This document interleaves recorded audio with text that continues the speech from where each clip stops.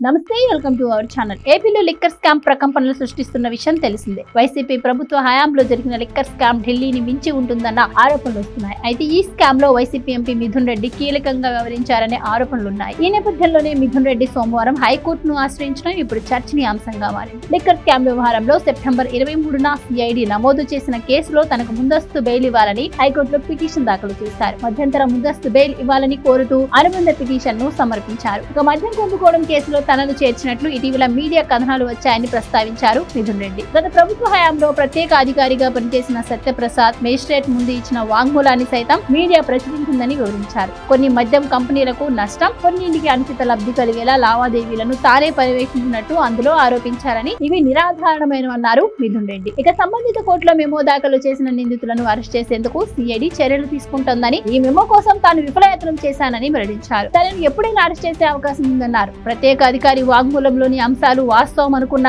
FIR లో పేర్కొన్న సెక్షన్లు తనకు వర్తింపబోవని తెలిపారు. ఏప్రిల్ 4 వరకు బడ్జెట్ సమావేశాలు ఉన్నందున లోక్సభలో తాను హాజరు కావాల్సి ఉందని తెలిపారు. తన కస్టడీలో విచారణ అవసరం లేదని, దర్యాప్తునకు సహకరిస్తానని పేర్కొన్నారు. 2019లో వైసీపీ అధికారంలోకి వచ్చిన వెంటనే మద్యం ధరలను అమాంతం పెంచేసింది. ఆ ఎన్నికలకు ముందు సంపూర్ణ మద్య నిషేధం హామీ ఇచ్చిన వైసీపీ అధికారంలోకి వచ్చి సాకులు చెప్పింది. 2019 చివరిలో కొత్త లిక్కర్ పాలసీని వైసీపీ ప్రవేశపెట్టింది. మద్యం దుకాణాల స్థానంలో ప్రభుత్వమే మద్యం విక్రయించేలా వైన్ షాపులను ఏర్పాటు చేశారు. ప్రభుత్వ మద్యం దుకాణాల ద్వారా ఖజానాకు వచ్చే ఆదాయం భారీగా పెరిగింది. అదే సమయంలో మద్యం బ్రాండ్లపై తీవ్ర విమర్శలు వచ్చాయి. పొరుగు రాష్ట్రాల్లో ఎక్కడా లేని విధంగా ఏపీలో మద్యం ధరలను పెంచేశారు. 2019 మే నెలకు ముందు ఉన్న ధరలతో పోలిస్తే 2-3 రెట్లు అధికంగా వసూలు చేశారు. జనం కోరుకునే బ్రాండ్లను కాకుండా ప్రభుత్వ మద్యం దుకాణాల్లో అమ్మే బ్రాండ్లు మాత్రమే కొనాల్సిన పరిస్థితిని కల్పించారు. బ్రాండ్లతో సంబంధం లేకుండా 150 నుంచి ధరల్ని ఖరారు చేసి మద్యాన్ని విక్రయించారు. ఊరు పేరు లేని బ్రాండ్లను ఊరూరా విక్రయించడంలో ప్రభుత్వ పెద్దలు వ్యూహాత్మకంగా వ్యవహరించినట్టు సిట్ దర్యాప్తులో వెల్లడైంది. ఏపీ బెవరేజెస్ కార్పొరేషన్ ఎండీ వాసుదేవరెడ్డితో పాటు